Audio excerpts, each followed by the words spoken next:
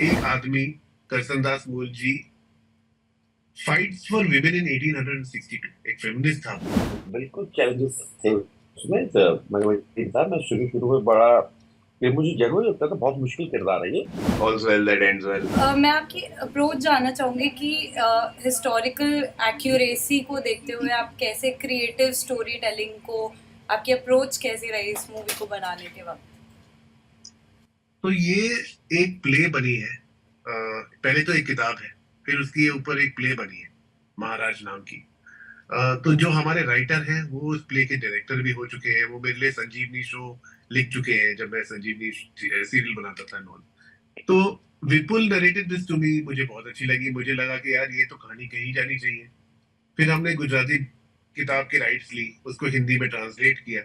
Translate करने के बाद हमें जो लगा कि ये चीजें शायद किसी को ठेस पहुंचा सकती है, तो वो हमने स्क्रिप्ट से निकाल दी।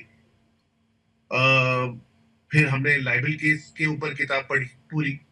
जहां पे भी हमको लगा ये गड़बड़ जा सकता है वो हमने निकाल दी स्क्रिप्ट से। हमारी film is a David Goliath film, जो एक आदमी Karsandas Mulji fights for women in 1862 एक फेमिनिस्ट था। औरतों के लिए लड़ रहा था, अपने लिए तो नहीं लड़ रहा था। वो उन लोगों उन चीजों के लिए लड़ रहा था या आवाज उठा रहा था जहां पे अगर सोसाइटी में जो हमारी लाइफ में काफी चीजें होती है जो डन है, जो आप बोलते हो कि यार ये तो होता है तो होने दो। ये एक ऐसा इंसान था जो बोलता था कि अगर ये होता है और सही नहीं है तो सवाल उठा। तो for me that ideology was very good and his fight was against an ideology, not against one man, an ideology against one man and one particular man. तो मेरे लिए जब ये कंट्रोवर्सी हुआ, मैं तो घड़ी घड़ी यही कह रहा था कि भाई मेरी तो पूरी संप्रदाय से ये है ही नहीं। मेरी तो पूरा संप्रदाय is helping Junaid in the film कि लड़ो इस इंसान के खिलाफ। तो आपने फिल्म देखी है अभी, आपको मालूम है पारा जी कर रहे केस में सिखाने को, तो वही उनको बोल रहे हैं कि लड़ो। तो every it's about one wrong ideology, not an entire community, not an entire religion, and more than religion it is about society at large। वो जुनैद इनमें कहता क्या है, कसम कहता क्या है कि हमने ये होने क्यों दिया, वो तो करते हैं, हम एज अ सोसाइटी इतने इग्नोरेंट क्यों है। तो मुझे लगा ये मैसेज इतनी बड़ी है और ये फिल्म इतनी लार्ज है, और मेरे लिए ये दो एक हीरो विलन की फिल्म नहीं थी, ये मेरे लिए दो स्ट्रॉन्ग आइडियोलॉजिकल डिफरेंसेस की फिल्म थी। तो इसलिए मैं बह गया, और उसके बाद इतना बह गया कि फिर मैंने बोला अब ये रोना बह गया अब क्या करूं। तो यही हुआ, दिल से बनाई है। बहुत चीजें सेंसर में कटी, जयदीप सर की बहुत चीजें, बहुत लेयर्स थी। जो वाई महाराज इज महाराज, महाराज के अंदर होता क्या है, क्या चलता है इसके दिमाग में, उस दौर का वातावरण क्या था, वो सब गई।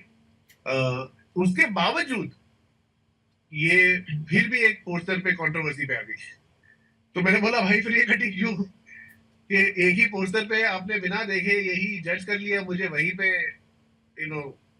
पूरी सुनवाई कर दी। पिक्चर देख लो, जान लो। मैं तो सूरज बरजातिया का I call myself his son and I am very very close to him, like a father to me.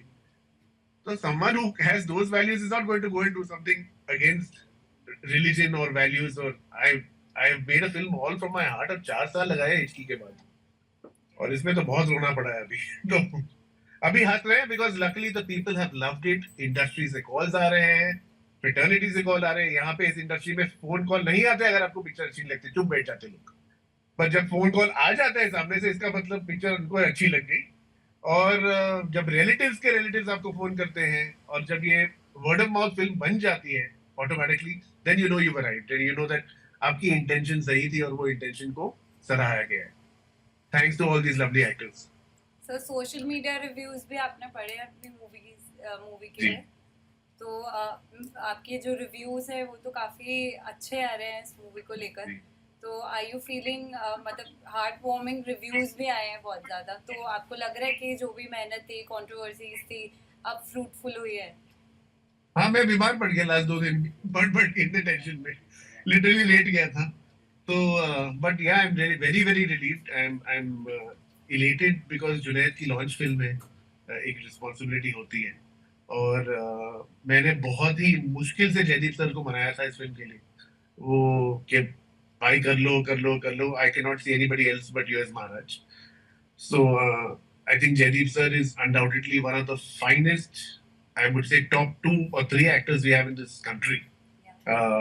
And it's a pleasure every time to work with him. वो कुछ ना कुछ नया ले ही आते.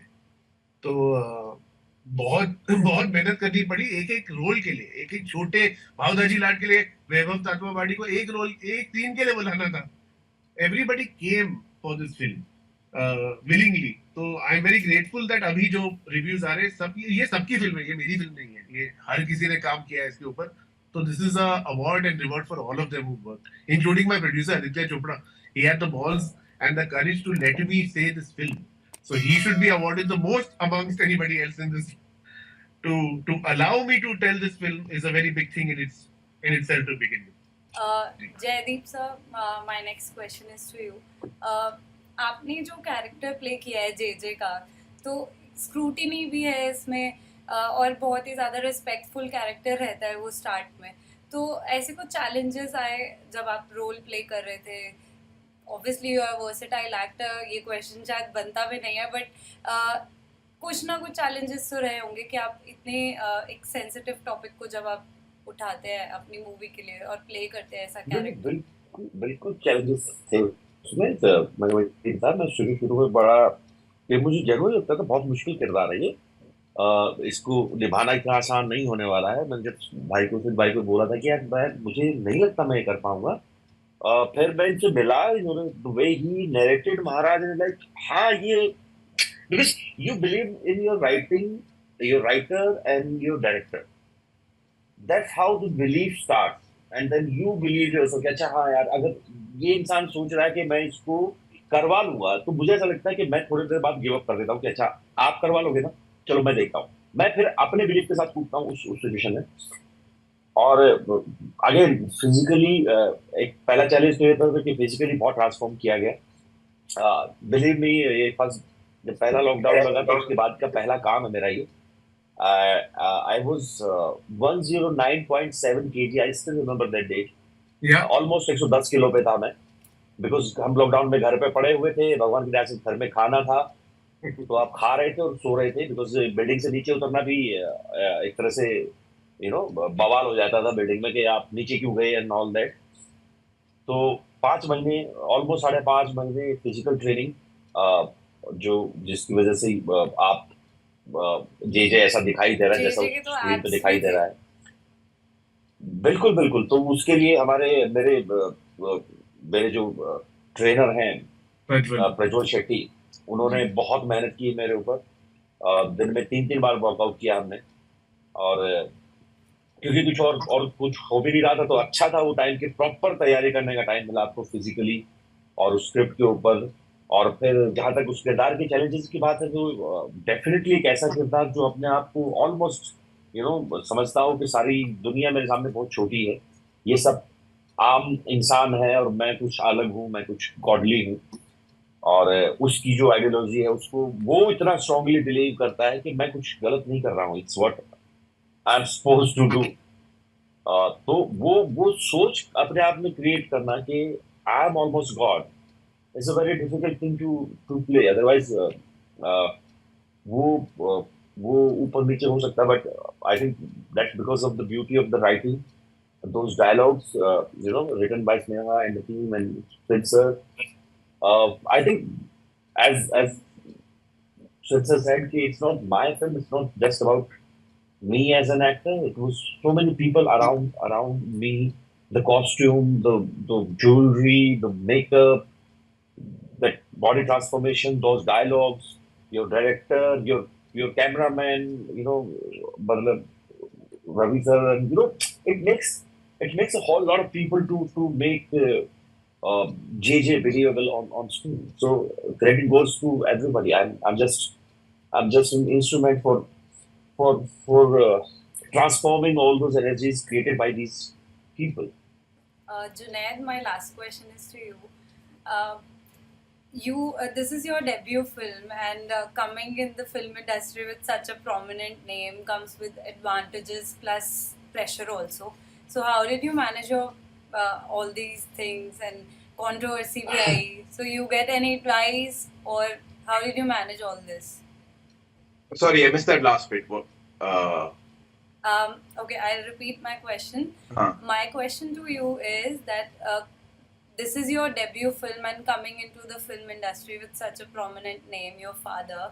So अभी controversies हुई movie से related. So एक advantage भी होती है, एक pressure भी होता है. तो कैसे manage किया आपने कि controversy भी आ रही है, pressure भी है कि okay, I'm somehow representing a prominent name also. तो मेरा question ये है कि how did you manage all this? Controversy भी आई, तो कैसे stress manage किया आपने? I mean, I don't know about that in the sense that